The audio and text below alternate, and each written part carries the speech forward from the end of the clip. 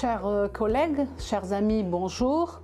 Nous voici réunis pour les rencontres algériennes de pédiatrie ambulatoire de la société ESPRO pour la session vaccinologie, une session soutenue par les laboratoires Sanofi Pasteur que nous remercions puisqu'ils nous donnent l'occasion de nous réunir aujourd'hui pour la région Sétif pour parler d'un sujet d'actualité important sous l'angle de la vaccination en pratique quotidienne.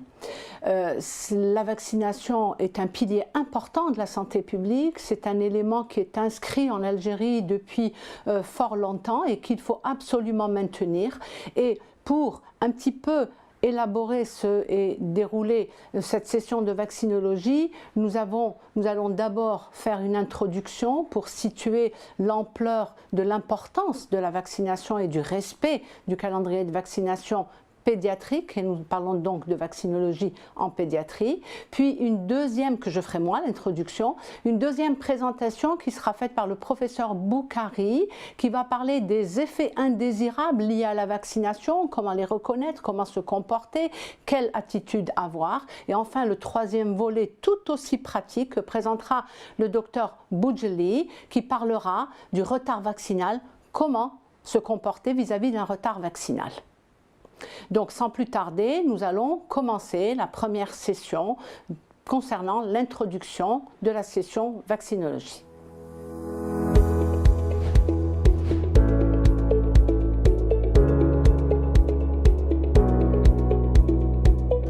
Chers amis, rebonjour.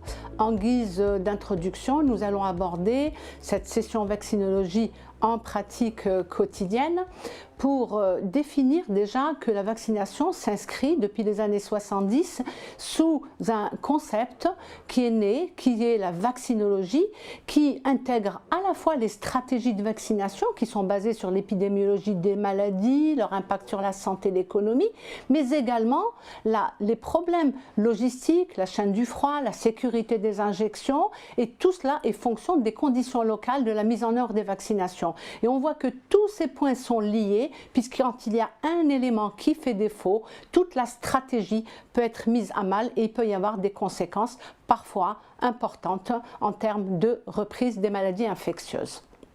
Le calendrier que vous voyez, c'est celui que l'on connaît tous, puisqu'il est de l'arrêté 2014, mis en application en 2016, et aujourd'hui, en janvier 2021, nous avons un recul de 4 ans et 9 mois. Donc on va bientôt avoir 5 ans de recul sur ce calendrier vaccination que nous n'allons pas détailler, puisqu'il est connu de tous. Ce calendrier comporte les vaccinations obligatoires contre les maladies diphtérie, tétanos, coqueluche, polio, sous forme de vaccin oral et vaccin injectable, le BCG, l'hépatite B, l'hémophilus influenzae de type B, le vaccin combiné rougeole, auréon, rubéole et la vaccination contre les infections pneumococciques, le PCV 13. Donc nous avons 11 maladies et 12 vaccins puisque le VPO se décline sous 2 formes. Mais en Algérie, à côté de ces vaccinations obligatoires qui font l'objet d'un arrêté et donc d'un journal officiel, nous avons également des vaccinations recommandées et actuellement, au-delà de la grippe et de la fièvre jaune lors des voyages, on voit bien que la vaccination contre la Covid-19 est une vaccination qui commence là en Algérie, qui concerne la planète entière, mais l'Algérie n'est pas en reste du monde entier. Et cette vaccination contre la Covid, nous en dirons juste 2 mots concernant l'enfant. Alors ces vaccinations-là, leur but, c'est de s'inscrire dans un programme qui est un calendrier. Le calendrier de vaccination est une disposition de santé publique propre à chaque pays, qui dépend des objectifs qu'on se fixe, des données de la maladie dans le pays, et c'est pour cela que le calendrier de vaccination d'un pays ne peut pas être transposé à un autre pays, on ne peut pas les comparer parce qu'il répond à des caractéristiques locales.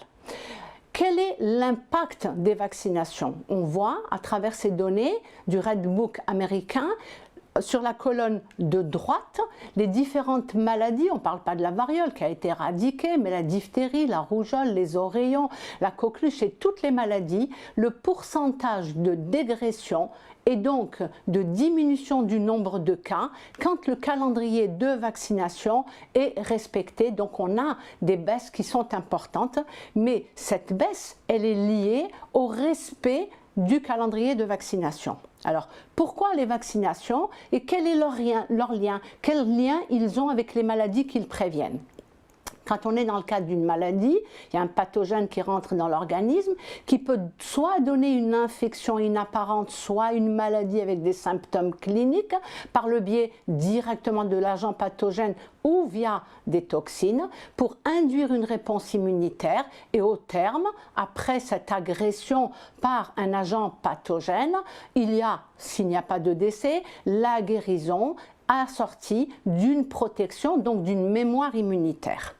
Le vaccin, eh bien, c'est un agent pathogène mais qui a été préparé dans un laboratoire et qui donc garde le caractère humain et donc la capacité de développer des anticorps sans passer par les manifestations cliniques et aboutir à la protection. Donc finalement, le vaccin reproduit de façon inapparente ce que la maladie fait avec tous les bénéfices que l'on a en termes de vie sauvée, en termes de handicap diminué et en termes de coût pour la santé quand il y a une prise en charge de la maladie.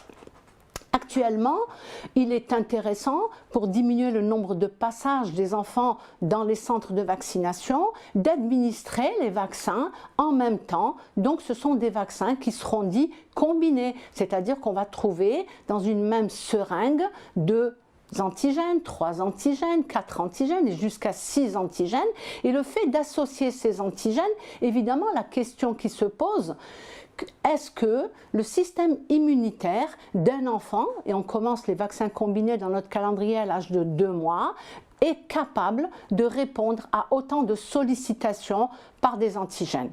Évidemment, les vaccins combinés ont l'avantage de diminuer les déplacements, mais surtout les coûts d'administration, la possibilité de suivre, de diminuer les dépenses en matériel et de diminuer aussi le nombre de personnes qui ont la charge des vaccinations. Donc c'est une option qui est intéressante quand on veut améliorer la couverture vaccinale. Au lieu de faire passer un enfant 4 fois, on le fait passer qu'une fois pour la même couverture, les mêmes antigènes. C'est rentable.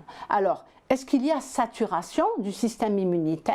Eh bien, si on reprend qu'un vaccin, c'est 100 antigènes et 1000 épitopes, à l'instant T, l'organisme de tout enfant, dès qu'il est capable de réagir à la vaccination, donc dès l'âge de 1 mois et demi, 2 mois, il peut répondre à 10 000 vaccins.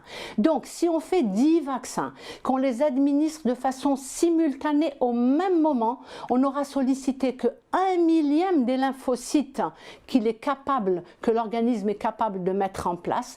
Donc les vaccins combinés sont une option intéressante, sans saturation du système immunitaire, et c'est l'objectif que tout programme de vaccination doit se fixer pour augmenter le taux de couverture vaccinale. Alors, induire une réponse immunitaire doit répondre à quelques caractéristiques. D'abord l'antigène. Il faut qu'il soit capable de produire des anticorps en intrinsèque. Donc il faut qu'il soit reconnu par les cellules, il faut qu'il soit capable d'induire toute la cascade immunitaire qu'on va voir de façon très brève. Deuxièmement, on va choisir une dose d'antigène. On peut prendre l'exemple de la vaccination d'été où à l'âge pédiatrique, on donne un grand D, c'est-à-dire une quantité d'antigènes pleine nécessaire pour l'immunité, et que pour l'injection de rappel, à partir de l'âge de 6 ans, 11, 13 ans, 16, 18 ans, eh ben, on diminue la quantité d'antigènes et on va parler d'un petit D, parce que pour le rappel, on n'a pas besoin d'une dose complète et on peut induire la même réponse immunitaire avec une dose antigénique moindre. Les vaccins, quand ils sont inactivés, ils ont besoin, pour augmenter leur capacité d'induire la réponse immunitaire, de substances qu'on va ajouter, que l'on dit adjuvants. Et le fait qu'il y ait des adjuvants, ça va augmenter la réponse et ça va aussi un peu nous orienter vers un mode d'injection particulier. Madame Boukari en parlera. Troisièmement, ce qui va influencer la réponse immunitaire, c'est l'âge auquel on fait les vaccinations. Par exemple, pour les vaccinations que nous faisions en Algérie avant 2016, nous commencions à l'âge de 3 mois. Les connaissances scientifiques aidant, on sait qu'un nourrisson est capable de répondre de la même manière à une vaccination, même combinée dès l'âge de 6-8 semaines. Et en Algérie, nous avons opté pour l'âge de 2 mois. Et le passage de 3 mois à 2 mois nous fait gagner un temps important, c'est-à-dire 1 mois, c'est-à-dire une période entre 2 mois et 3 mois de vulnérabilité des nourrissons où on peut éviter certaines maladies. Donc ce simple décalage de 3 mois à 2 mois nous a fait gagner énormément en termes de diminution de nombre des maladies.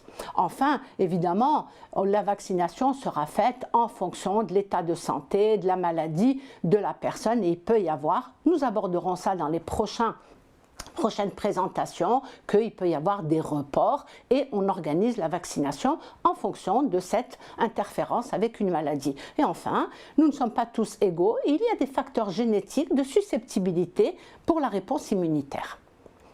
La réponse immunitaire, on la voit ici à travers toute cette cascade où on a tous, quand on est une réponse d'abord, et on a des cellules innées, ce sont les cellules avec lesquelles nous naissons, c'est-à-dire les neutrophiles, les plasmocytes, les macrophages.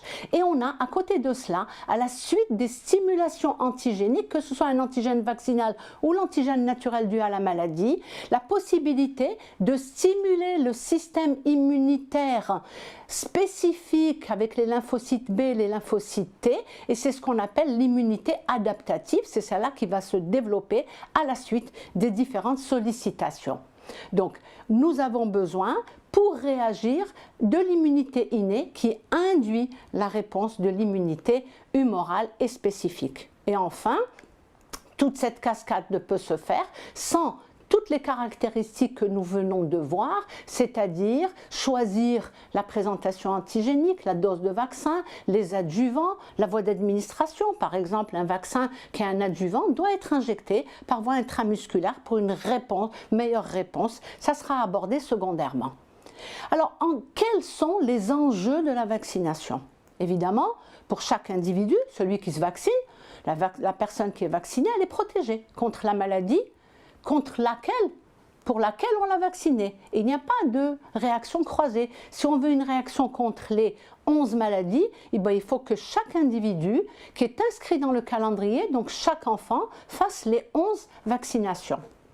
Mais au-delà de l'échelle individuelle où chaque personne est protégée, dans une collectivité, quand on a vacciné un certain pourcentage d'individus, on peut obtenir pour la collectivité dans laquelle nous vivons, ça peut être une daïra, ça peut être une wilaya, ça peut être un pays, ça peut être un continent, pour une région, la région Maghreb, ça peut être un continent auquel nous appartenons, qui est l'Afrique. On a une immunité collective et cette immunité collective va faire que finalement les maladies vont être ou contrôlées ou alors on va arriver à l'élimination ou l'éradication des maladies infectieuses. Et c'est tout ce cheminement que la vaccination se fixe comme enjeu et comme objectif. Pour réussir tout cela, l'obligation, c'est que si on veut une immunité collective, eh bien, il faut qu'on exprime à travers les données que l'on a l'habitude d'exprimer, c'est-à-dire taux de couverture vaccinale. Et quand on voit l'évolution dans notre pays des 3 principaux vaccins, le BCG, le DT-Coq polio, 3e dose, le vaccin anti-rougeoleux, eh bien on voit que depuis les années 86, ça n'a cessé d'augmenter. À ce qu'il faut être satisfait, eh bien, les objectifs sont différents en fonction de chaque vaccin. Et cette couverture vaccinale, pour l'Algérie, à partir des estimations de couverture vaccinale qui ont été faites en 2018 par l'OMS et l'UNICEF, on voit à travers ce chiffre-là qui avoisine les 100%, que pour la majorité des vaccins, eh bien, on est au-delà de 95% en moyenne nationale, mais que pour un vaccin, et c'est celui-ci dont on va parler précisément, c'est la rougeole. Il y a eu un infléchissement et on va voir que quand il y a un infléchissement, de façon rapide, eh ben, on en voit directement les méfaits sur la population générale. Et pour la rougeole, cette maladie est inscrite dans un programme mondial d'élimination de la rougeole, de la rubéole et du syndrome de rubéole congénitale. Pour obtenir ce programme, il est nécessaire que pour ces maladies, on atteigne et dépasse 95% de taux de couverture vaccinale dans toutes les régions d'Algérie, à l'échelle nationale et dans toutes les wilayas, pour pouvoir avoir un contrôle de la maladie et s'approcher de souhait d'élimination de cette maladie. Et on voit à travers la première dose et la deuxième dose de rougeole qu'on est à 80% pour la première dose et 77% pour la deuxième dose. Et la rougeole, qui est la maladie infectieuse la plus contagieuse de toutes les maladies infectieuses, et bien tout de suite, il y a eu, pas qu'en Algérie pour des raisons multiples, en Algérie mais également dans le monde, une émergence des cas de rougeole. Mais quand on parle des continents, eh bien on voit ici exprimer que pour la région Afrique, l'augmentation, elle s'est faite de 386%. Et pour cette maladie hautement infectieuse, contagieuse et mortelle, eh ben, nous avons eu les résultats immédiatement dans notre pays. Et on voit que ces chiffres-là sont connus puisque à travers ces données de l'OMS qui sont publiées de façon régulière, eh ben, nous sommes en dessous de 80%, ce qui est le pourcentage qui va favoriser l'apparition et la transmission de la maladie. Ça, c'est la deuxième dose de rougeole. Est-ce que pour les autres vaccinations, nous sommes bien? Eh bien, quand on voit que pour le DT-Coq polio, on voit les pays qui ont dépassé 90%, eh bien, pour la troisième dose de polio, nous sommes à l'échelle nationale à plus de 90%. Et effectivement, on voit plus de diphtérie, plus de tétanos dont on a eu l'élimination en 2018 et pour la coqueluche quand même une petite émergence à cause de l'absence de rappel. Pour l'hépatite B, également, nous avons un taux de couverture vaccinale qui est bon, mais pour la troisième dose. Et là où nous avons une petite faiblesse pour l'hépatite, c'est le vaccin de la naissance qui n'est pas fait en période néonatale pendant les 24 premières heures pour obtenir les résultats souhaités. La vaccination antipneumococcique a commencé juste en 2016 et c'est le vaccin pour lequel également le taux de couverture sont intéressants. Alors, qu'est-ce qu'on va voir, qu'est-ce qu'on voit à travers ce diagramme? Eh bien, on voit que les maladies sont là et qu'à mesure que l'on commence à vacciner, plus on va vacciner, plus les maladies vont diminuer. Mais on voit également que dès que la couverture vaccinale baisse, eh bien les maladies vont réémerger. Donc, le suivi des de la couverture vaccinale pour chacun des antigènes inscrits dans le calendrier est importante parce que ça peut être le prémisse à l'apparition d'épidémies et il faut vite corriger et nous en parlerons. Alors, maintenant, la vaccination pendant cette période de Covid. Est-ce que le calendrier de vaccination a subi un impact? Eh bien oui, l'OMS, l'UNICEF et Gavi, en juin 2020, se sont réunis et dans le sommet mondial sur les vaccins et ont considéré qu'il y avait eu des perturbations des services de vaccination dans 68 pays, mais des pays riches et des pays pauvres également, qu'il y a eu au moins 80 millions d'enfants de moins de 1 an qui risquaient de voir réapparaître des maladies dont on disait qu'elles étaient contrôlées comme la polio et la diphtérie ou la rougeole. En Algérie, nous étions déjà dans une réémergence depuis 2018 et depuis 1970. Où le programme élargi de vaccination a commencé, il n'y a jamais eu de perturbation mondiale de cet ordre-là, parce qu'évidemment, on n'a jamais eu une pandémie de cet ordre-là. Mais si la pandémie, une fois qu'elle va passer grâce à tout ce qui est en train d'être fait et la vaccination, ce que l'on risque de voir venir avec la baisse de la couverture vaccinale des enfants, de voir réémerger des maladies à prévention vaccinale. L'Algérie, très rapidement, on a commencé en mars à avoir les premiers cas au mois d'avril.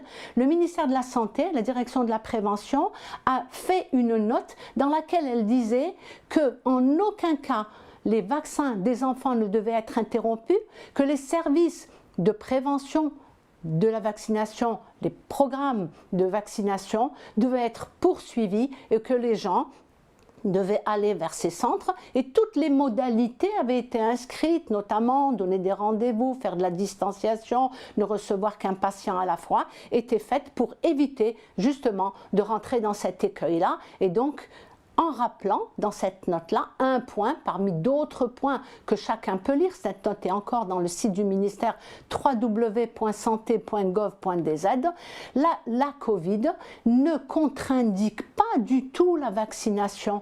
Même si une personne a fait la maladie, l'enfant a fait la Covid, dès qu'il est guéri, on le vaccine. On continue le calendrier vaccinal au stade où il était.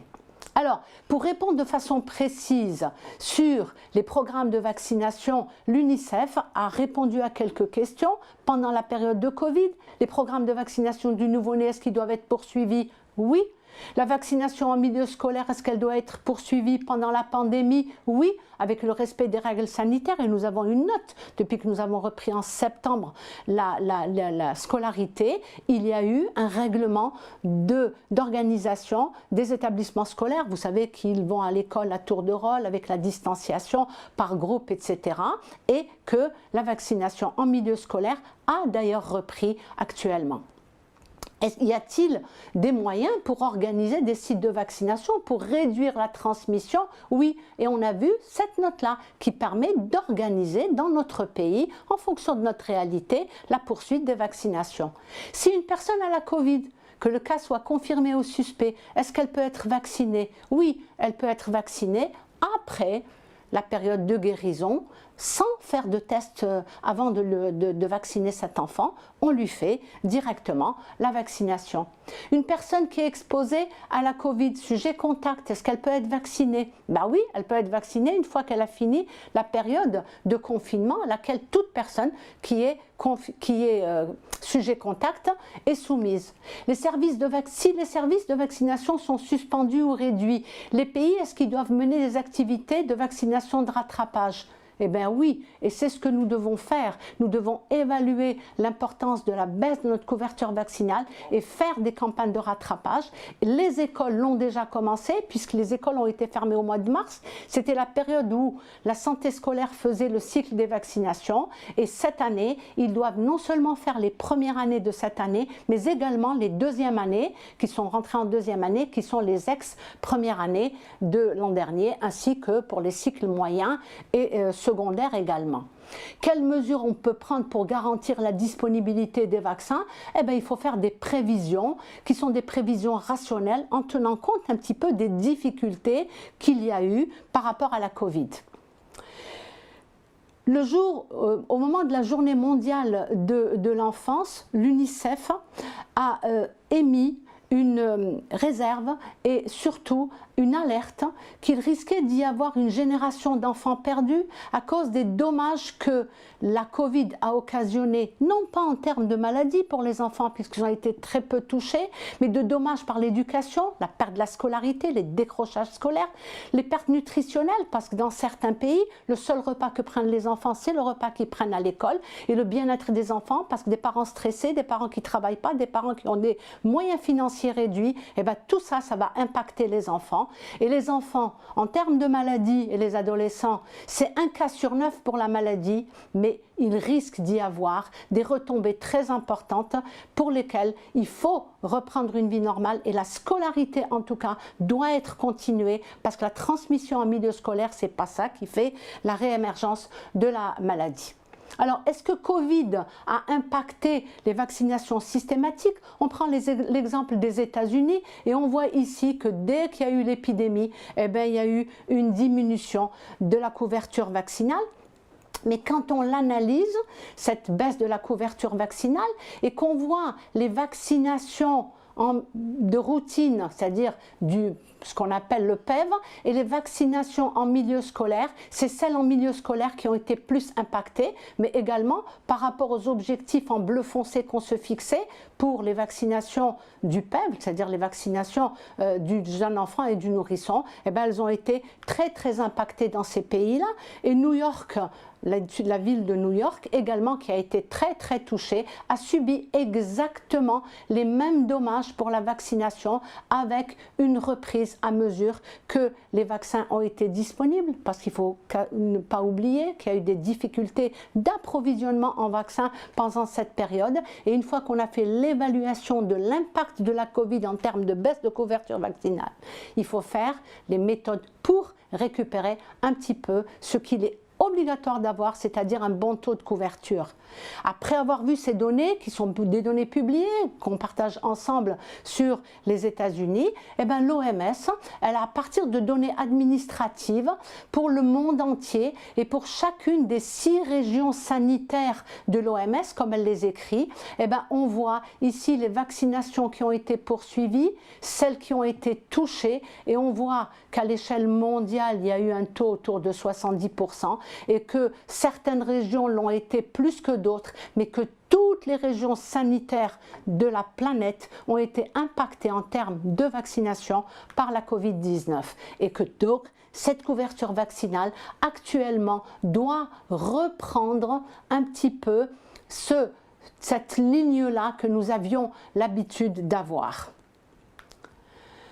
Alors l'OMS et l'UNICEF, pour un petit peu encadrer toutes ces activités de vaccination, a émis de nombreux documents qu'on peut trouver sur le site de l'OMS, qui définit exactement chacune des procédures, et chaque pays pourra trouver une réponse aux questions qui se posent s'il y avait une angoisse en période de pandémie. Comment je vais faire dans tel ou tel cas? Il y a toutes ces réponses. Alors la pandémie, on voit ici la France, qui a eu aussi une baisse très importante de la couverture vaccinale.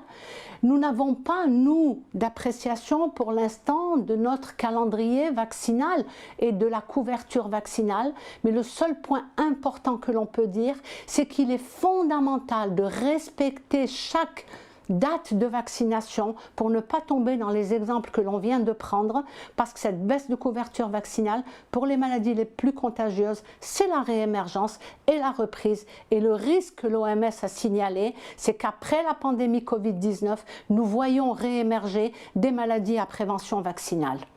Enfin, un mot pour finir, vaccination contre la Covid. Cette vaccination qui a commencé chez nous, c'est une vaccination qui est gratuite comme toutes les autres vaccinations de notre calendrier.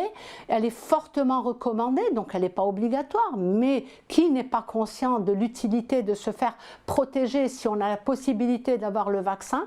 Pour l'instant, les enfants de moins de 18 ans, comme le définit l'OMS, ne sont pas concernés par la vaccination, mais les essais cliniques sont en train de s'étendre, et peut-être que dans les mois à venir, les enfants pourraient être également concernés par cette vaccination. Que pour l'instant, l'organisation de la vaccination Covid en Algérie a fait que les centres de PMI ne seront pas concernés par la vaccination contre la Covid, afin qu'ils puissent poursuivre leur programme, notamment sur le programme élargi de vaccination, pour à la fois le continuer et récupérer les cohortes d'enfants qui ne sont pas venus pendant les périodes de confinement.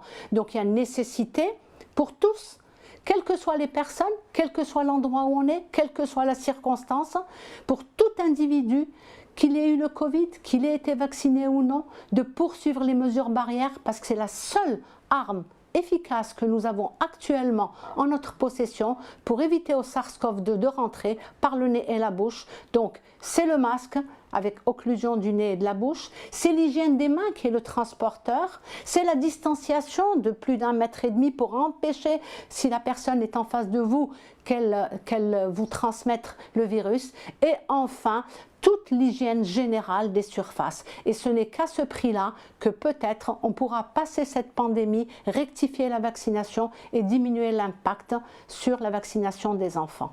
Je vous remercie.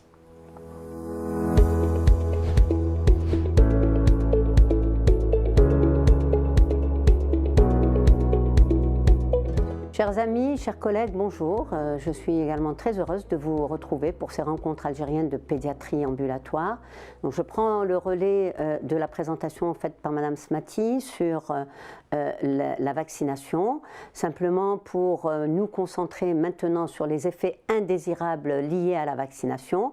Vous le savez, la sécurité vaccinale, c'est aussi important que l'efficacité vaccinale. Cette sécurité vaccinale doit faire l'objet d'une surveillance continue et permanente dès lors que le vaccin est mis sur le marché. La terminologie qui est utilisée, on peut parler d'effets secondaires, d'effets indésirables, mais le terme le plus consacré est celui de manifestations post-vaccinales indésirables, MPVI, et ces manifestations indésirables post-vaccinales, MPVI, doivent faire l'objet d'une notification conformément à une instruction ministérielle qui est déjà ancienne, qui date de 2001, et on reviendra sur cet aspect-là réglementaire qui est vraiment très important. Alors l'OMS définit les manifestations post-vaccinales indésirables comme toute manifestation indésirable qui suit la vaccination, quel est ou non un lien de causalité avec l'utilisation du vaccin. Et on différencie ainsi 5 groupes, soit la réaction elle est liée au produit vaccinal, soit la réaction est liée à un problème de qualité du vaccin. Cette réaction peut être liée à une erreur de la vaccination, à une anxiété à l'égard de la vaccination, ou cela peut être une réaction qui n'a absolument rien à voir avec la vaccination et qui est seulement une coïncidence. Voici dans cette figure reprise ces principaux groupes, ces 5 groupes, donc soit elles sont secondaires au vaccin, à l'injection, à la préparation ou à l'administration, soit c'est un phénomène intercurrent, c'est une coïncidence indépendante du vaccin.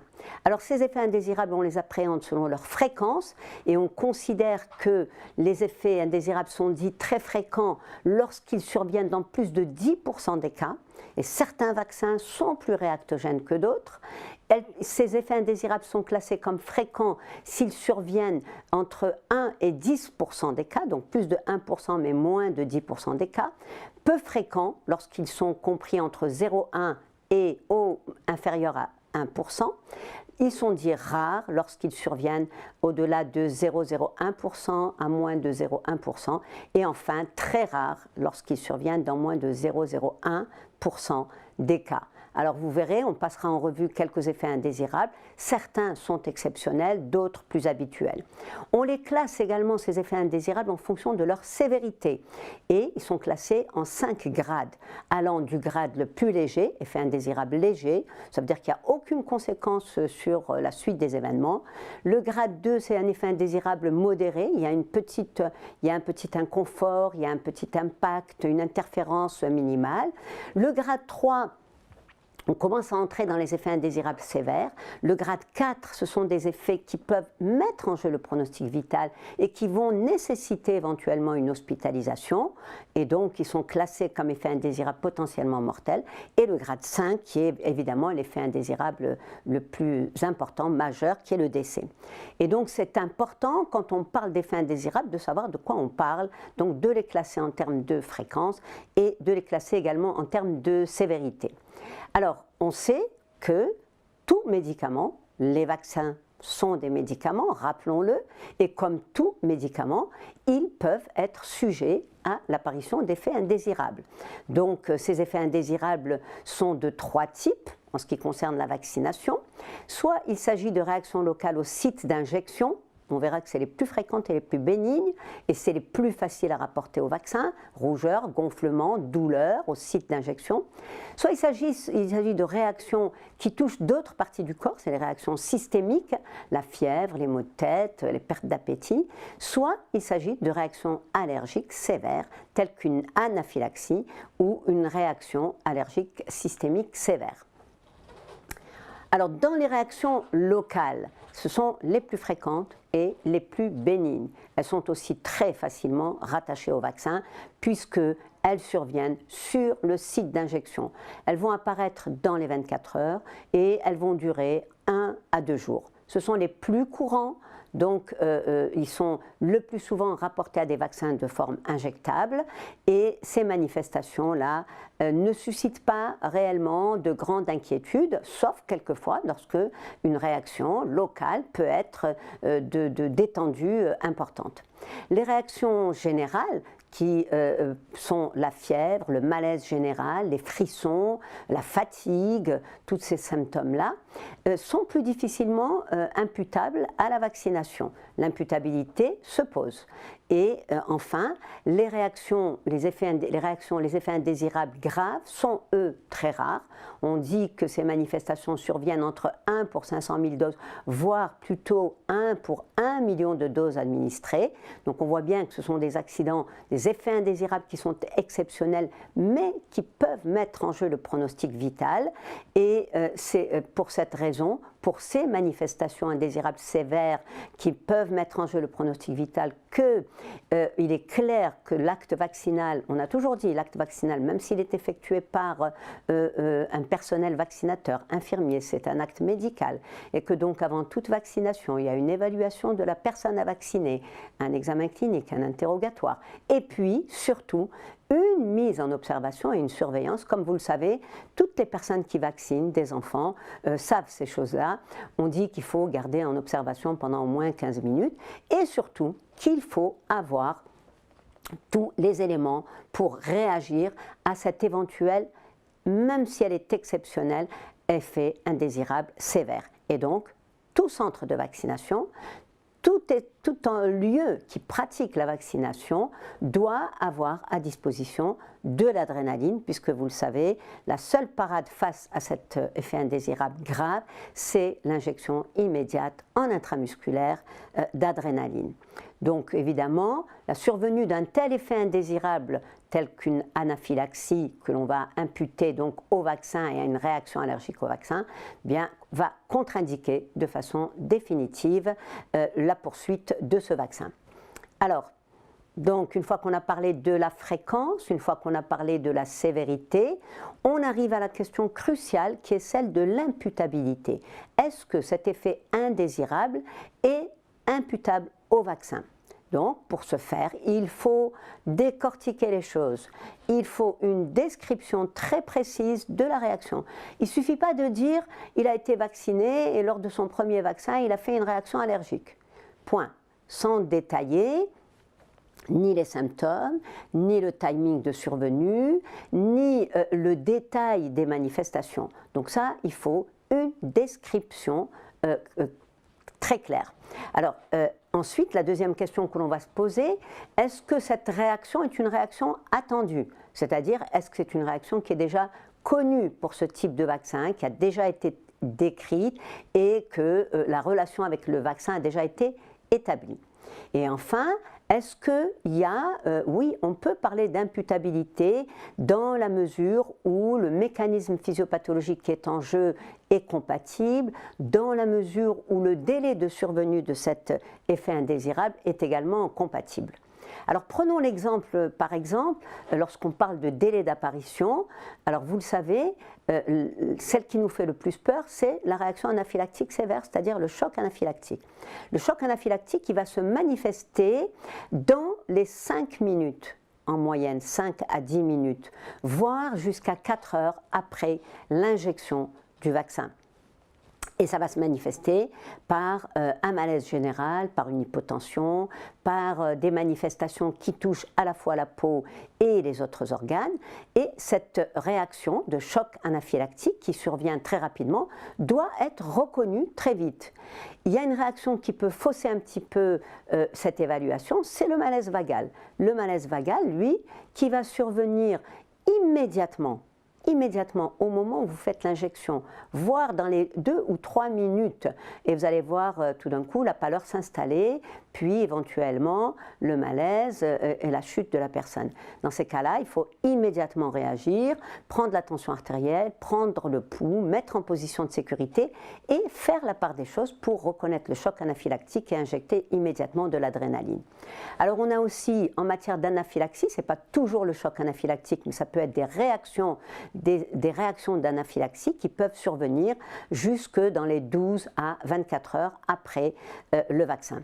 Il est classique de rapporter des symptômes d'hypotonie, d'hyporéactivité, de pleurs incessants après la vaccination par le vaccin anti-coquelucheux.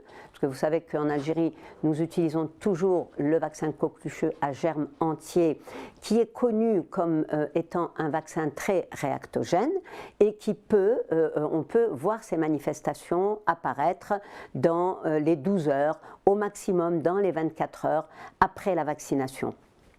Alors évidemment, c'est très impressionnant comme réaction pour les parents, parce que c'est des pleurs qui peuvent durer pendant 2 à 4 heures, et la question de la vaccination suivante va se poser. Alors la fièvre, vous le savez, c'est un effet indésirable qui est, on va dire, l'un des plus fréquents. Il fait partie de ces réactions générales, systémiques, qui sont classiques aussi, qui sont connues pour certains vaccins, comme par exemple le ROR. Et puis enfin, les questions qui concernent toutes les réactions de déclenchement de réactions immunitaires qui vont s'observer dans les 2 à 4 semaines, voire dans les 6 semaines après la vaccination. Alors, troisième question qui va se poser, une fois qu'on cherche à répondre à cette question d'imputabilité, on cherche à répondre à cette question parce qu'on veut savoir si on va poursuivre cette vaccination ou si on va interrompre la vaccination. Interrompre une vaccination, c'est lourd de conséquences, parce que ça veut dire c'est ne pas protéger l'enfant contre une maladie évitable par la vaccination. Donc il faut peser les bénéfices et les risques. Bien entendu, lorsqu'il s'agit d'une réaction d'anaphylaxie ou de choc anaphylactique, la question ne se pose pas, mais pour toutes les autres réactions, effets indésirables, il faut véritablement faire la balance bénéfice-risque avant de prendre une décision. Alors en matière d'imputabilité, l'Immunization Safety Review Committee de la National Academy of Medicine décrit 5 catégories. Première catégorie, il n'y a aucun argument en faveur d'une relation causale. Donc, vous le savez, dans la surveillance post-vaccinale, on va, surtout lorsqu'il y a des nouveaux vaccins, on va surveiller pendant des mois la survenue d'effets indésirables et il peut se produire des effets indésirables qui, réellement, sont identifiés comme n'ayant aucune relation avec le vaccin. Deuxième situation, les arguments sont insuffisants pour accepter ou pour rejeter une relation causale. Ça veut dire que la question reste entière. Ensuite, il y a une situation où toutes les évidences sont en faveur d'un rejet d'une réaction causale. C'est-à-dire qu'il n'y a aucune preuve qu'il y a une relation causale et on va rejeter cette réaction causale. Et puis, il y a la quatrième catégorie, il y a des preuves, des arguments qui sont en faveur d'une relation causale. Et enfin, il y a la cinquième catégorie où on établit de façon formelle une relation causale. Donc vous avez vu, tout est en nuance ici, tout est en nuance et donc ce n'est pas toujours facile d'établir la relation causale. Mais le plus important, c'est de déclarer tout effet indésirable. C'est la seule façon de d'abord enregistrer tous ces effets indésirables et ensuite, pour les effets les plus sévères, les plus graves, ceux qui mettent en jeu le pronostic vital, mettre en place des enquêtes qui nous permettront de répondre à la question. Alors prenons le plus courant, celui que tous les pédiatres connaissent, c'est la fièvre. La fièvre, on le sait, c'est un effet indésirable qui est fréquent après la vaccination. C'est un effet indésirable attendu. Donc beaucoup se disent, puisqu'il est attendu, puisqu'il est fréquent, pourquoi ne pas anticiper et mettre un traitement prophylactique du style d'un antipyrétique qu'on pourrait utiliser avant la vaccination ou au moment même où la vaccination est pratiquée. Alors vous savez que ce n'est pas une attitude qui est consensuelle. On sait que la voie d'administration peut intervenir et peut avoir un rôle sur la survenue de ces effets indésirables et qu'on se pose la question de savoir si les formes combinées augmentent la fréquence de la fièvre. Alors ce qu'il faut savoir, c'est qu'en ce qui concerne l'utilisation à titre préventif des antipyrétiques, eh bien même si c'est une attitude courante, qui a toujours cours d'ailleurs, que de nombreux pédiatres utilisent jusqu'à aujourd'hui, il n'y a aucun argument formel pour recommander cette pratique. C'est une attitude qui est remise en question parce que pour certains auteurs, elle peut affecter la réponse immunitaire au vaccin et donc il n'y a aucun argument, aucune recommandation pour utiliser cette vaccination prophylactique. Par contre, il faut surveiller l'enfant et effectivement, dès lors qu'il y a une fièvre suffisamment élevée, à ce moment-là, on va utiliser cette vaccination. Elle peut être débutée dans les 6 heures ou plus après la vaccination. Au-delà de 6 heures, on considère qu'elle n'a pas d'effet sur les réponses vaccinales chez ces enfants. Cette attitude de ne pas utiliser de façon systématique et préventive les antipyrétiques ou les anti-inflammatoires non stéroïdiens, parce que disons-le, beaucoup de praticiens, beaucoup de collègues utilisent aussi les anti-inflammatoires non stéroïdiens. Donc ce sont ces prescriptions qui peuvent avoir des effets indésirables par elles-mêmes du fait de ces médicaments, et donc ça rajoute de la confusion. Donc la recommandation, pas d'utilisation systématique, surveiller et utiliser seulement s'il y a une fièvre importante. Alors on va passer en revue quelques réactions secondaires que vous connaissez parfaitement bien avec les vaccins vivants. Vous savez qu'avec le BCG, on peut avoir de façon très exceptionnelle une BCG disséminée. On a surtout des réactions locales au point d'injection. En ce qui concerne le vaccin polio, c'est le vaccin polio oral qui maintenant, vous avez vu, sa place dans le calendrier vaccinal est réduite, elle le sera encore davantage, je pense, dans les mois ou dans les années qui viennent, en fonction de la progression du programme d'éradication de la polio qui avance très très bien, puisque Madame Smati l'a rappelé, l'Algérie est zone polio free, mais maintenant les problèmes qui se posent avec le vaccin polio, ils sont plus liés justement au polio oral. Et les polios qui sont observés sont plus des polios paralytiques liés au vaccin, qui est un vaccin vivant, qu'à la souche sauvage. Donc c'est ça qui va être la nouveauté. Je pense qu'on va vers une suppression totale du VPO dans nos prochains calendriers. Alors avec la rougeole, on observe fréquemment de la fièvre, on l'a dit, entre le 7e et le 10e jour, avec une petite éruption qui est concomitante. On peut avoir des convulsions fébriles.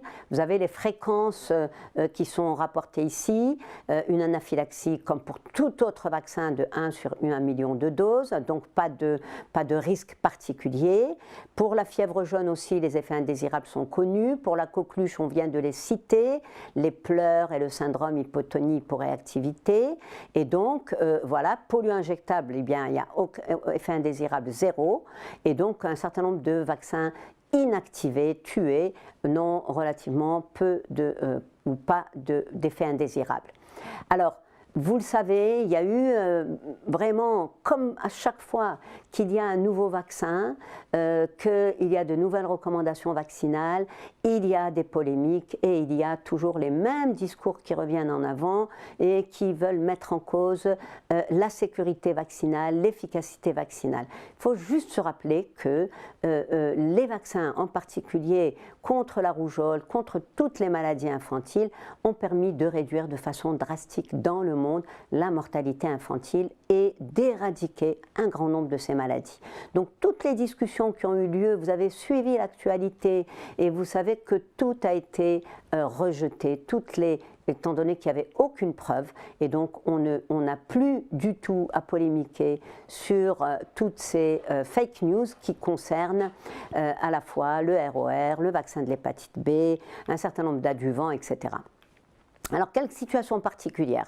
Pour revenir sur le vaccin anticoquelucheux, oui, on l'a dit, il y a cet effet hypotonie, hyporéactivité qui amène un petit peu de réticence pour les vaccinations suivantes.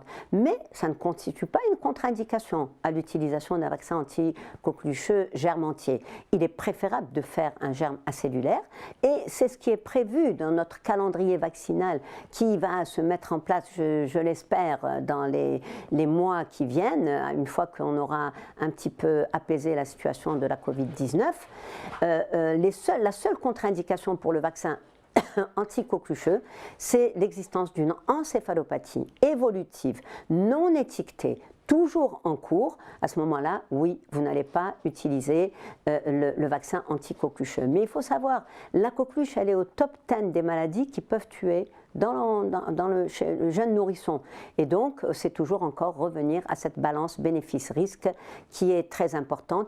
Et ces réactions qui surviennent dans les 48 heures, comme je l'ai dit, convulsions fébriles ou non, fièvre supérieure à 40, syndrome d'un cri persistant, syndrome d'hypotonie hyporéactivité, ne sont pas des contre-indications absolues, mais doivent faire évaluer le rapport bénéfice-risque et doivent faire mettre en place l'utilisation d'un vaccin acellulaire. On le sait depuis très longtemps, les vaccins à germe entier sont plus réactogènes que les vaccins acellulaires. Ils sont plus réactogènes, mais ils sont également plus immunogènes. Mais du fait de cette réactogénicité qui est importante chez un petit nourrisson, l'immense majorité des pays européens et des pays occidentaux ont totalement abandonné le vaccin anticoquelucheux à germe entier et l'ont remplacé par un vaccin à germe acellulaire. Chez le prématuré, juste un mot pour dire que de nombreux pays ont adopté chez le prématuré de moins de 32 semaines ou de moins de 1500 grammes un schéma renforcé à 3 doses. On l'a vu dans notre protocole, dans notre schéma vaccinal, nous avons 2+1, c'est-à-dire 2, 4 et 12 mois pour l'ensemble des vaccinations, des écoques, IB, HBV, PCV, polio. Chez le prématuré, tous ces pays recommandent un schéma à 3 doses pour renforcer l'immunité. Chez les plus fragiles de ces prématurés, évidemment, la première injection, à chaque fois qu'il y a un risque d'apnée ou de bradycardie, elle sera faite en milieu hospitalier sous surveillance, comme cela est pratiqué dans de nombreux pays. Pour ce qui nous concerne, dans notre programme élargi de vaccination, ce protocole n'est pas encore à l'ordre du jour, mais il fera l'objet d'autres discussions et je pense que ça peut être aussi un cheval de bataille dans cette catégorie un peu plus fragile de renforcer le schéma de vaccination.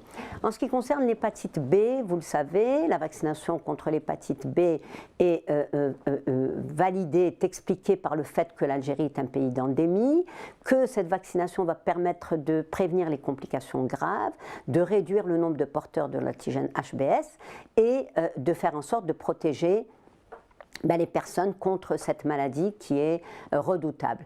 Alors, c'est la raison pour laquelle cette vaccination a été rendue obligatoire dans les 24 heures qui suivent la naissance, quel que soit le statut de la mère. En fait, c'est parce que le statut de la mère n'est pas connu. On ne fait pas systématiquement, même si c'est dans les recommandations, même si c'est probablement que ça devrait être dans les obligations de connaître le statut vis-à-vis de l'antigène HBs des mères, mais dans la pratique réelle, on ne connaît pas ce statut. Et lorsqu'on ne connaît pas ce statut, eh bien, la seule façon de prémunir les nouveau-nés, c'est d'instaurer cette vaccination dès la première 24 heures de vie. Donc le timing est très important. Ce n'est pas au 3e jour ni au 5e jour que cette vaccination doit se faire, mais bien dans les premières 24 heures. Lorsqu'on connaît le statut de la mère et qu'on sait qu'elle est HBs positive, eh bien, il faut non seulement vacciner le bébé, mais également lui faire une immunisation passive en injectant l'immunoglobuline anti-HBs le jour même de la naissance, en intramusculaire, sans unité, en espaçant les 2 sites en un autre site que le vaccin. Et puis ensuite, on poursuit le programme élargi de vaccination tel qu'il est recommandé pour cette vaccination. Alors, beaucoup recommandent d'évaluer l'efficacité de cette prévention vers le 3e, 4e mois, disons 4e mois après la 3e dose. En ce qui concerne la corticothérapie, c'est une question habituelle pour le pédiatre.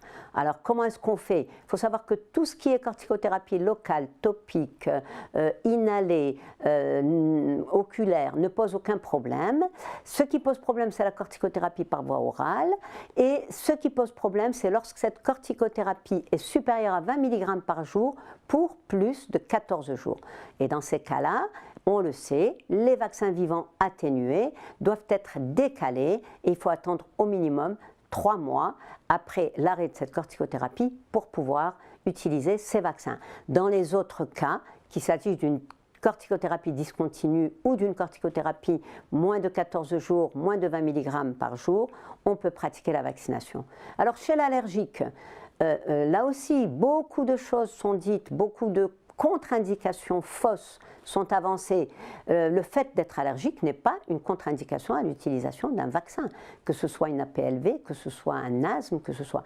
Bien sûr, on ne recommande pas de vacciner en période d'exacerbation, en période de poussée d'une dermatite atopique, d'où l'importance d'un interrogatoire, d'un examen clinique, comme on l'a dit, qui est l'étape initiale avant tout acte vaccinal. Et puis, En dehors de ces situations, il n'y a pas de contre-indication à la pratique de la vaccination. On l'a dit, la seule contre-indication, c'est la réaction anaphylactique à l'un des constituants du vaccin, et donc on va le répéter. Aucune contre-indication entre ROR et allergie à l'œuf. Vous savez que ça a défrayé pendant des années et des années. Il y a plein d'enfants qui ont été privés de vaccination anti-rougeoleuse, puis de vaccination contre le rougeole, rubéole et oreillon, sur des données qui n'étaient pas du tout finalement bien documentées. Maintenant, on le sait, il n'y a aucune restriction. Allergie à la pénicilline et la vaccination, là encore, pas de contre-indication. Épilepsie et vaccination, pas de contre-indication. Toute réaction fugace et petite éruption post-vaccinale ne constitue pas une réaction allergique qui va contre-indiquer la poursuite du calendrier. Et période néonatale, convulsion en période néonatale, réanimation en période néonatale ne doivent pas priver l'enfant d'une vaccination contre des maladies mortelles. Malheureusement, on le voit souvent.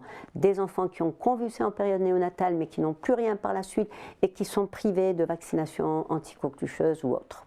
Alors, donc voilà, je reviens sur les principales fausses contre-indications. On le répète, convulsion en période néonatale ne constitue pas une contre-indication. Ictère néonatal ne constitue absolument pas une contre-indication à la vaccination contre l'hépatite B. C'est ce qu'on voit encore trop souvent. Et puis, maladies chroniques et calendrier vaccinal, bien au contraire, maladies chroniques, ils sont fragiles, ils doivent être vaccinés, peut-être encore plus que les autres. Et ils ont des facteurs de risque de faire des maladies à germes encapsulés, donc ils doivent être vaccinés. Encore une fois, il faut prendre les précautions d'utilisation en fonction de l'état d'évolutivité de leur maladie. Voilà, donc je ne vais pas passer en revue toutes les autres et sûrement pas reporter la vaccination d'un enfant qui vient avec le nez qui coule ou qui a une petite fièvre de 38, parce que dans l'état actuel, Madame Smati vous l'a dit, la situation que nous vivons actuelle, qui est une situation où même si on n'a pas mesuré l'impact de façon objective, on le sait, l'impact il est là, il y a un recul de la vaccination et on l'observe, des retards vaccinaux qui malheureusement s'observent. On n'a qu'à, quand vous recevez les enfants, prenez leur calendrier de vaccination, prenez leur carnet, regardez, vérifiez et vous verrez qu'au moins 3 à 4 fois sur 10, il y a un retard vaccinal. Donc là, à chaque occasion manquée de vacciner, vous participez à aggraver ce retard vaccinal. Pensez-y. Alors, contre-indication dans les déficits immunitaires, je pense que je vais passer dessus parce que dans les déficits immunitaires, il faut toujours retourner à la source, c'est-à-dire il faut toujours aller revérifier. Mais il y a des grands principes. Les grands principes, c'est qu'on ne fait pas de vaccin vivant atténué à chaque fois qu'il y a un déficit immunitaire combiné, qu'il y a un déficit de l'immunité cellulaire ou pour certains déficits de l'immunité humorale. Pour les vaccins inactivés, il n'y a pas vraiment de contre-indication. Le seul problème, c'est est-ce que l'individu va produire une réponse anticorps pour être réellement protégé contre la maladie. Et donc là, il faut aller regarder dans le détail du type de déficit immunitaire qu'il a pour savoir. Par exemple, un déficit en complément, un déficit en IgA, un déficit en sous-classe, il va avoir une bonne réponse anticorps. Donc il faut lui faire ces vaccins non seulement inactivés, mais également vivants. Pour le BCG, on le sait, tous les déficits de la phagocytose, tous les déficits de l'immunité cellulaire et certains déficits de l'immunité humorale sont des contre-indications à l'utilisation de ce vaccin pour le BCG. Alors je finis cette présentation en revenant sur la notification des manifestations post-vaccinales indésirables. C'est vraiment un point qui est très important. Je sais que ça constitue quelque chose d'abstrait pour la plupart d'entre vous, mais c'est le moment vraiment de s'informer. Tout le monde a un smartphone, tout le monde peut aller télécharger sur Google ou peu importe, mais il peut aller prendre la fiche de déclaration. Tout le monde peut l'envoyer, il y a une adresse mail, il y a un fax, il y a tout. Et il faut le faire, surtout pour les vaccinations post-vaccinales graves. Vous savez que les vaccinations post-vaccinales graves, c'est-à-dire à partir du grade 4 et 5, voire 3 pour certaines manifestations sévères, mais pour les graves, il faut le faire dans les 24 heures, c'est une obligation légale parce qu'il faut tout immédiatement enclencher une enquête pour savoir ce qu'il y a. Alors vous avez plusieurs adresses ici que je vous mets dans les prochaines plaques. C'est réellement une insuffisance. On ne déclare pas les maladies. D'accord? On ne les déclare pas. C'est-à-dire que si on a... il y a une sous-déclaration des maladies à déclaration obligatoire, et vous savez que la liste elle a été mise à jour par le ministère de la Santé, je pense en 2013 déjà. Et puis, on ne déclare pas les MPVI, il faut absolument qu'on se corrige. Voilà le formulaire de notification que vous pouvez télécharger. Peut-être vous aurez les plaques et vous pourrez voir ensuite les adresses qui se mettent là. Et voici, si vous devez retenir une seule adresse, retenez celle du Centre national de pharmaco et de matériaux-vigilance, www.cnpm.org.dz. Vous téléchargez ça, vous avez la notification, vous envoyez votre notification. Parce que le problème, souvent, ce qui se passe, c'est que ce n'est pas vous qui avez fait la vaccination, mais vous allez recevoir l'enfant qui vient quelques heures après. Il ne va pas retourner vers le centre de vaccination. Le centre de vaccination, il va faire le vaccin, l'enfant va rentrer chez lui et dans les quelques heures qui viennent, il va avoir cette réaction. Et il va venir aux urgences pédiatriques ou il va aller voir son pédiatre. Donc c'est vous, médecin des urgences pédiatriques ou pédiatre qui allez recevoir cet enfant, qui allez participer à cette surveillance post-vaccinale et qui devait absolument le faire. Voilà, je vous remercie pour votre attention et je pense qu'on va revenir pour la troisième partie de cette session sur un problème crucial dont j'ai un petit peu parlé, qui est celui du retard vaccinal, qui est, je pense, un sujet brûlant d'actualité que le docteur Boudjelli va parcourir avec vous. Je vous remercie.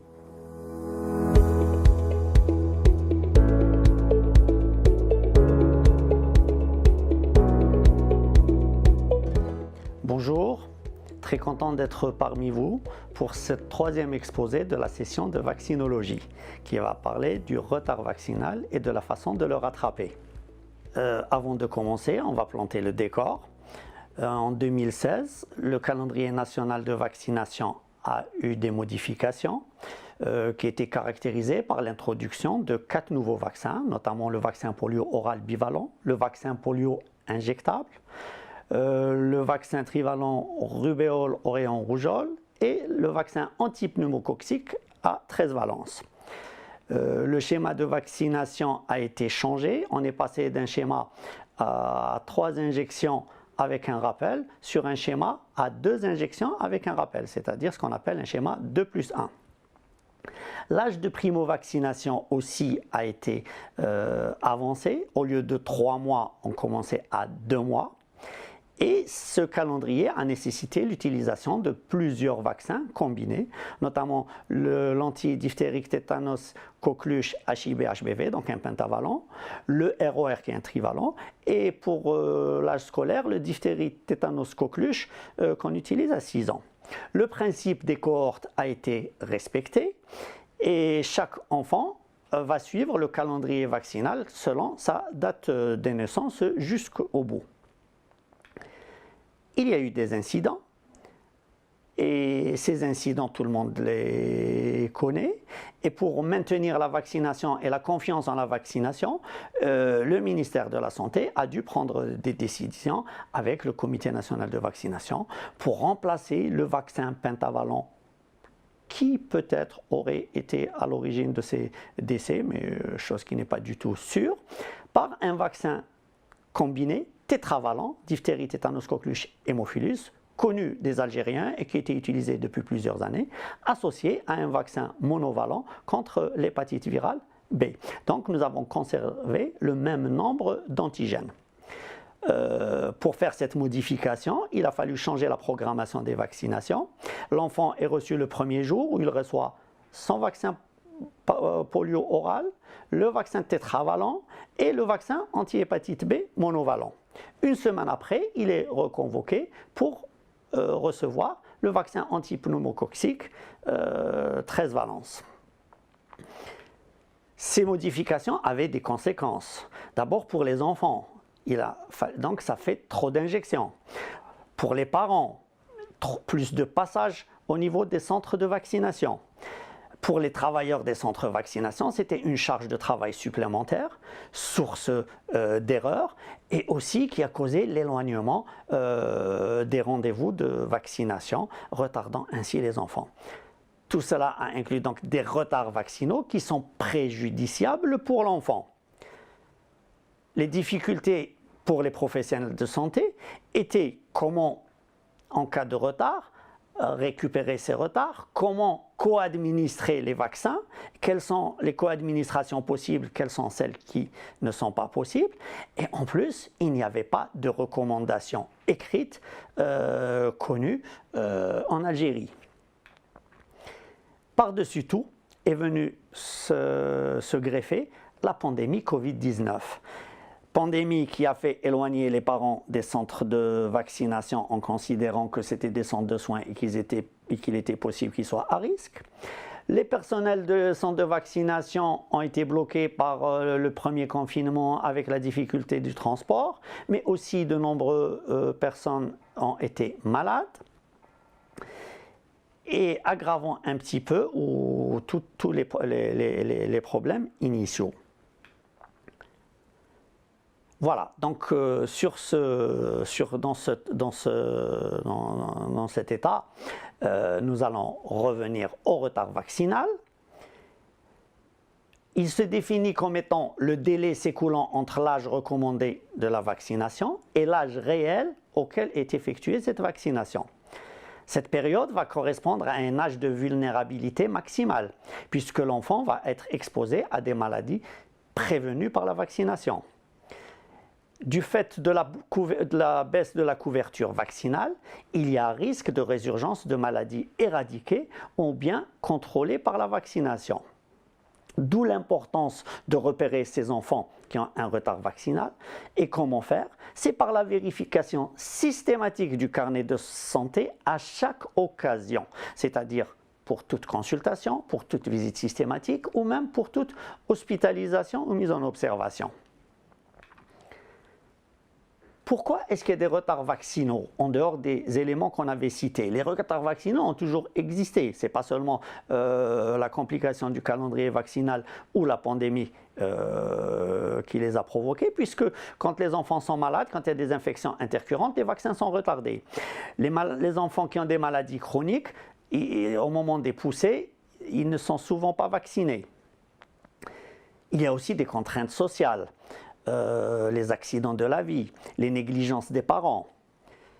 On citera surtout, et de façon importante, comme l'avait dit tout à l'heure professeur Boukari, le problème des reports successifs par les personnels de santé des vaccinations en pensant qu'ils sont contre-indiqués.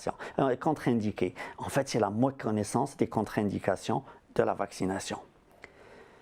La multiplication des nombres d'injections fait peur à certains parents. La pénurie des vaccins peut aggraver les choses. L'hésitation vaccinale qui commence à nous toucher, même si elle n'est pas très importante, mais peut aussi représenter une cause de retard vaccinal. La pandémie Covid-19, on en a parlé. La question qu'il faut se poser devant tout enfant qui a un retard vaccinal, c'est pourquoi?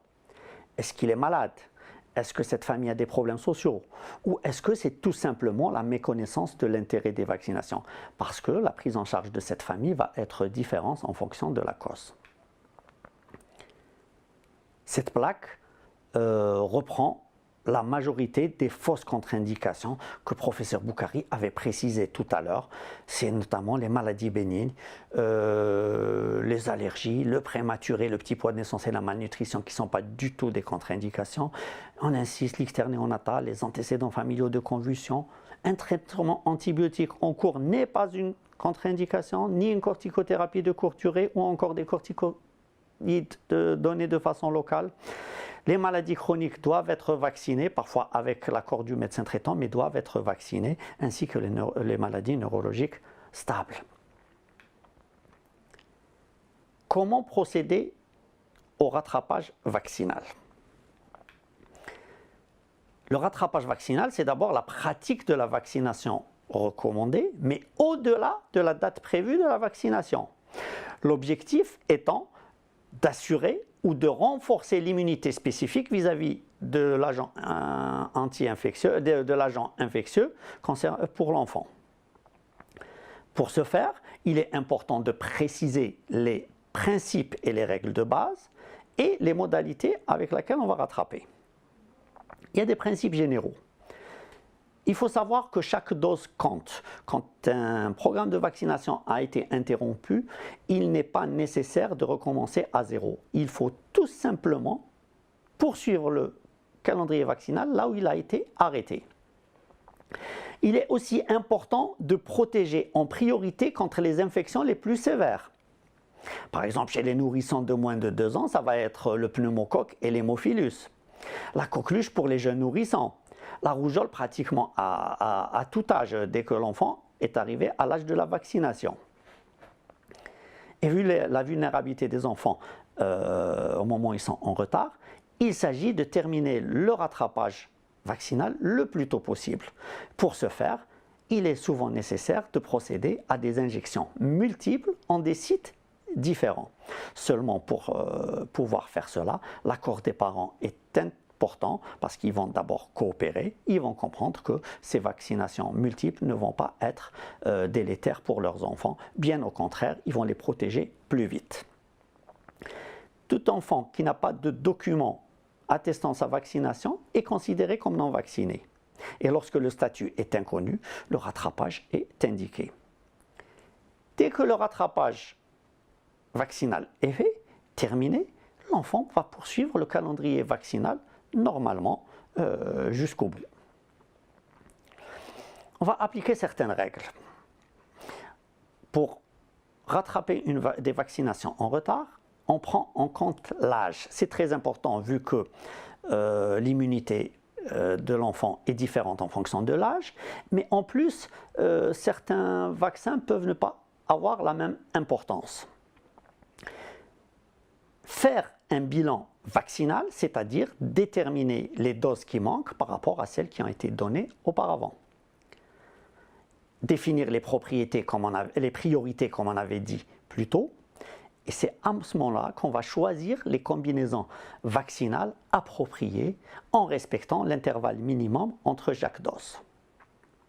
Pour le bilan vaccinal, c'est calculer le nombre de vaccinations reçues pour chaque valence vaccinale qui sont mentionnées sur le carnet de santé et les comparer au nombre d'injections qu'il aurait dû recevoir à son âge. Et à ce moment-là, on va déduire les vaccins à faire pour que l'enfant soit à jour. Donc il faut connaître les doses recommandées par antigène dans notre calendrier vaccinal, celui de 2016. Pour le DT-Coq-HIB, c'est 3 doses, 2 primo-vaccinations et un rappel. Pour l'antipneumocoque, c'est 2 primo-vaccinations et un rappel. Pour l'hépatite virale B, c'est 4 doses. 3 doses de primo-vaccination, l'importance de la dose de la naissance pour la prévention de la transmission verticale de l'hépatite B. Pour la rougeole, oréon et rubéole, c'est 2 doses. Il n'y a pas de rappel, c'est une deuxième vaccination, c'est un rattrapage pour les enfants non immunisés. Pour le vaccin polio oral, il y a 6 doses. Pour le vaccin polio injectable, une seule dose à 3 mois. Et pour le BCG, une seule dose. Quel intervalle laisser entre vaccins différents? En fait, cela change en fonction du type de vaccin. Quand il s'agit de 2 vaccins vivants et viraux, ces 2 vaccins peuvent être faits le même jour ou avec un délai minimal de 1 mois. Quand il s'agit de 2 vaccins inactivés, à ce moment-là, il n'y a aucun délai nécessaire. Les vaccins peuvent être faits le même jour ou à 1 jour d'intervalle, 2 jours, 3 jours ou 1 mois. Aucun délai n'est nécessaire. Lorsqu'il s'agit d'un vaccin vivant et d'un vaccin inactivé, de la même façon, il n'y a aucun délai nécessaire et les vaccins peuvent être faits soit le même jour, soit le lendemain, le surlendemain, 3 jours après, 1 semaine ou 10 jours après. Il n'y a aucune contrainte. Le vaccin polio oral est un vaccin vivant et viral, mais il n'est pas concerné par ces règles. Et à ce moment-là, il n'y a pas de délai particulier pour ce vaccin vis-à-vis des autres vaccinations. Je rappellerai aussi que le BCG est un vaccin bactérien et qui n'est pas concerné par le délai des vaccins vivants viraux. Donc dans notre calendrier vaccinal, voici le tableau indiquant les vaccins vivants et les vaccins inactivés, il n'y a pratiquement pas lieu de faire des délais de 1 mois entre les vaccins, puisque nous n'avons que 2 vaccins viraux vivants, le polio oral et le ROR, et ces 2 vaccins, le vaccin polio oral, n'est pas concerné par les délais. Donc en aucun cas, on a un problème pour associer des vaccinations. Maintenant, pour la vaccination des vaccins identiques, c'est-à-dire les différentes doses d'un même vaccin. En général, en Algérie, nous utilisons une primo-vaccination à 2 doses. Donc, on disait le schéma 2+1.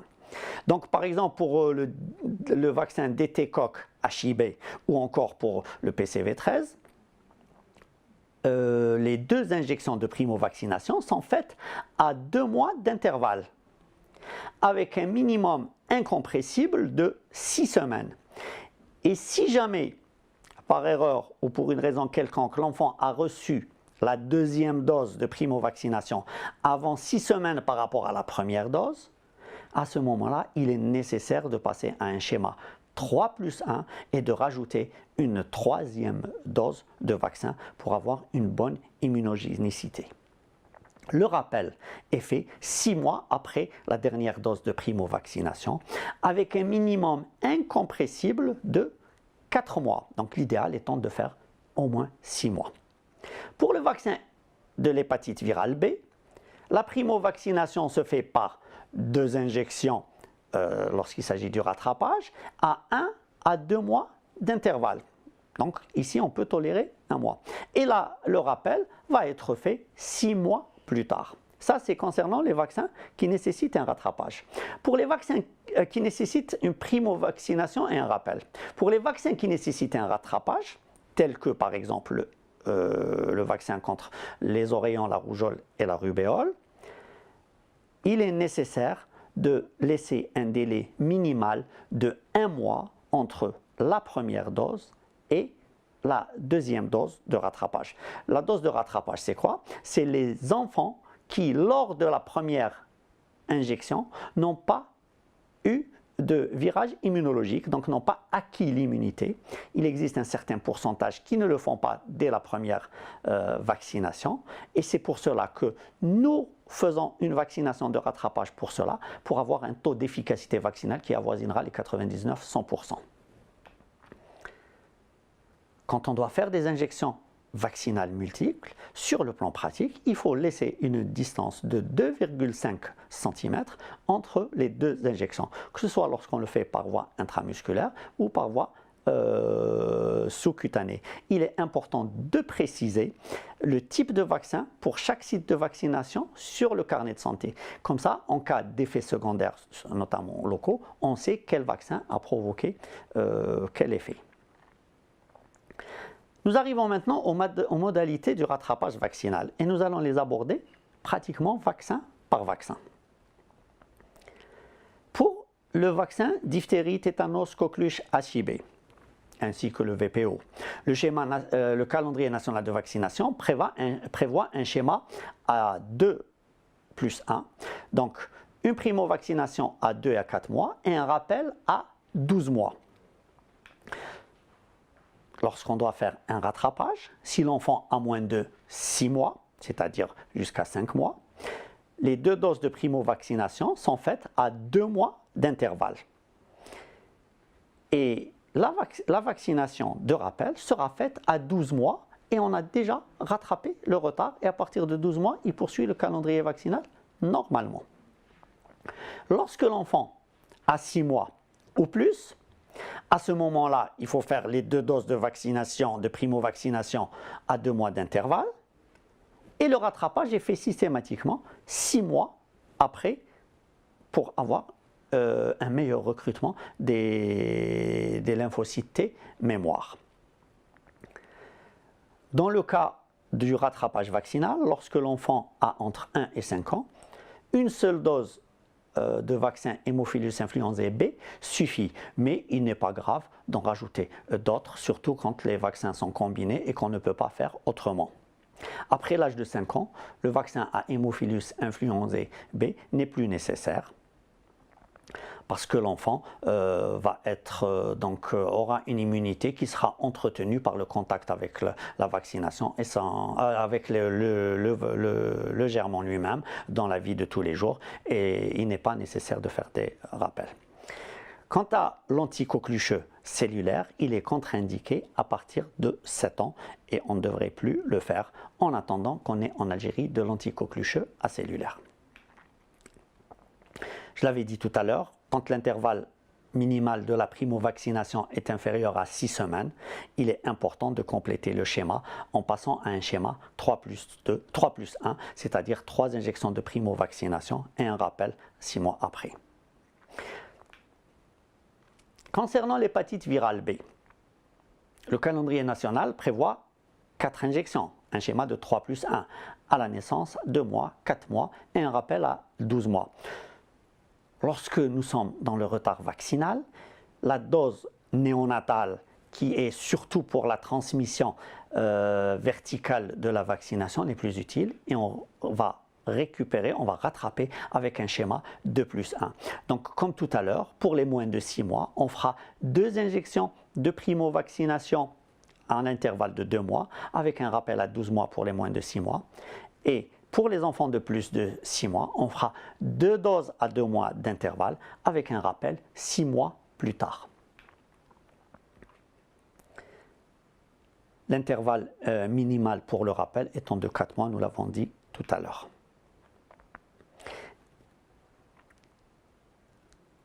Pour le pneumocoque, le schéma national de vaccination, le calendrier national de vaccination prévoit toujours un schéma à 2+1, à 2 mois, 4 mois et 12 mois.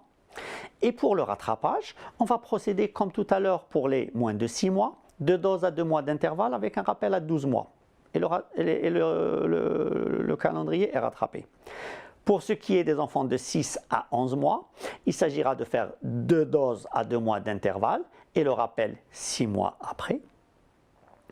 Entre 12 et 23 mois, il n'est plus nécessaire de faire un rappel. Donc on fait juste 2 doses à 2 mois d'intervalle et l'immunité est suffisante.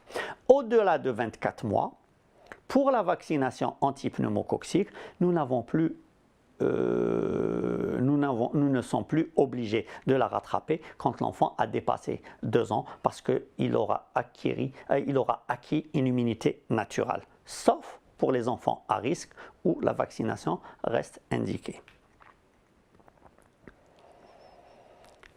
Toujours, on rappelle que pour les primo-vaccinations faites avec un intervalle de moins de 6 semaines, il est nécessaire de rajouter une 3e dose de primo-vaccination et de faire le rappel 6 mois après.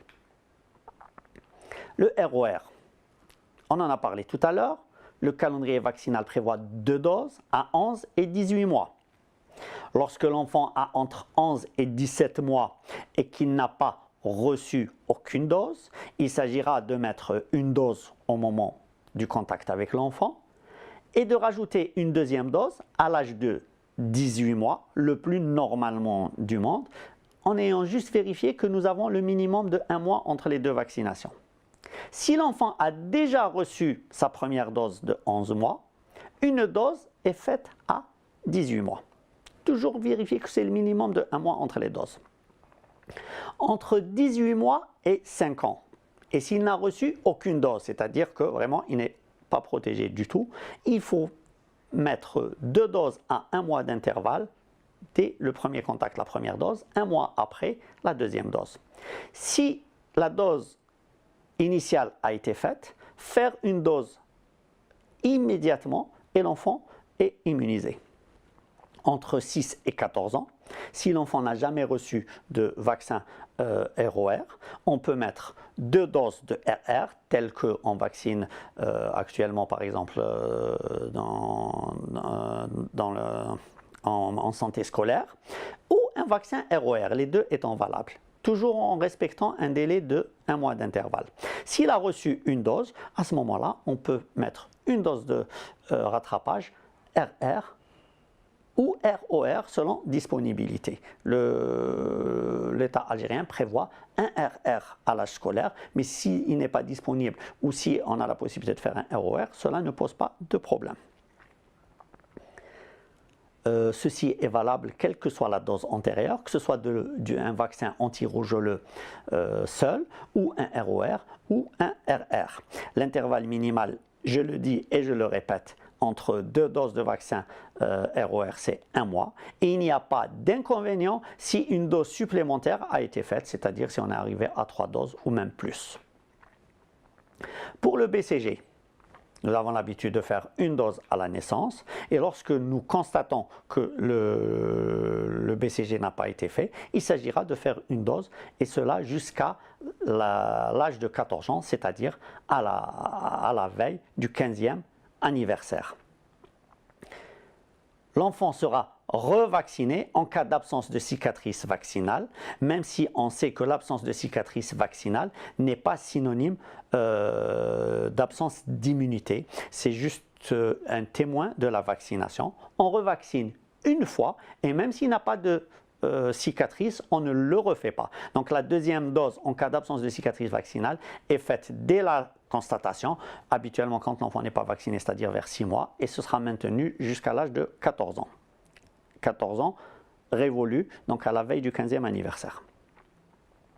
Pour le vaccin polio injectable, le calendrier national prévoit une dose à l'âge de 3 mois, et cela depuis le retrait du vaccin polio oral trivalent. Nous utilisons actuellement le vaccin polio oral bivalent, comprenant la valence 1 et 3 du virus polio. Et donc, dès constatation du retard, l'enfant aura une administration d'une vaccination VPI. Elle peut se faire en même temps que le VPO bivalent. Elle peut se faire avec n'importe quel délai, avec toutes les vaccinations du calendrier vaccinal, soit le même jour ou avec un délai quelconque. Pour illustrer de façon pratique la façon de procéder au rattrapage vaccinal, nous allons faire un cas clinique ensemble. Nous parlerons de Adam qui a 12 mois, actuellement en bonne santé et qui a reçu à la naissance son vaccin BCG, hépatite et VPO. Le DT-Coq, HIB, HPV et VPO, il a reçu en retard à 3 mois et le vaccin antipneumococcique encore plus en retard à 4 mois. Quel programme de vaccination allons-nous proposer à Adam? Alors, comment on va procéder? Alors, on a vu l'âge, il a 12 mois. On va voir qu'est-ce qui lui manque comme vaccin. Voilà, il a reçu donc sur la gauche de la diapo, on a mentionné les doses qu'il a reçues. Et on va mettre à droite les vaccins qui lui manquent. Donc, un VPI, un DT-Coq HIB avec VPO, HPV et PC13, 2 doses, donc la dose de 4 mois et la dose de 12 mois puisqu'il a maintenant 12 mois, et le ROR de 11 mois. Qu'est-ce qui est le plus urgent? Quelle est la priorité chez notre enfant? Alors, évidemment la rougeole, parce qu'on avait dit à tout âge, mais surtout maintenant qu'il grandit et que ça peut être dangereux pour lui. Pour le pneumocoque, il a moins de 2 ans, un peu moins pour l'hémophilus, et aussi pour la coqueluche. Comment le rattraper? Il a trop de vaccins. L'idéal serait que dès le premier contact, de mettre 3 injections, bien sûr en ayant expliqué aux parents et obtenu leur accord. On ne peut pas forcer les parents à faire plus de 2 injections par séance. On commencera alors par le vaccin diphtérie, tétanos, coqueluche, HIB et VPO oral, le ROR et le vaccin antipneumococcique à 13 valences.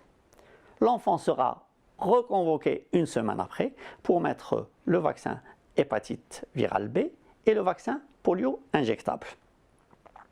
À partir de ce moment-là, il n'aura pas de vaccin jusqu'à 18 mois. 18 mois, c'est l'âge du ROR, on commence par lui. Donc on le fait à l'âge prévu, on n'a pas besoin de le retarder, même s'il a reçu son ROR à 12 mois. On fera aussi le DT-Coq HIB avec le vaccin polio oral 6 mois après la deuxième dose de primo-vaccination. Donc le délai est respecté pour le rappel. On fera le PCV 13 aussi, 6 mois après la deuxième dose de primo-vaccination. Et puisqu'il a déjà 3 injections, nous le convoquons une semaine après pour l'hépatite virale B. Et cet enfant aura rattrapé son vaccin, son calendrier vaccinal. Voilà, qu'est-ce qu'on peut retenir? Le retard vaccinal peut être préjudiciable à l'enfant et à la communauté. Il est important de sensibiliser les parents quant à la nécessité de poursuivre la vaccination, et surtout pendant la pandémie, et d'éviter les reports injustifiés de vaccins. Repérer les retards vaccinaux est important et organiser le rattrapage le plus rapidement du monde.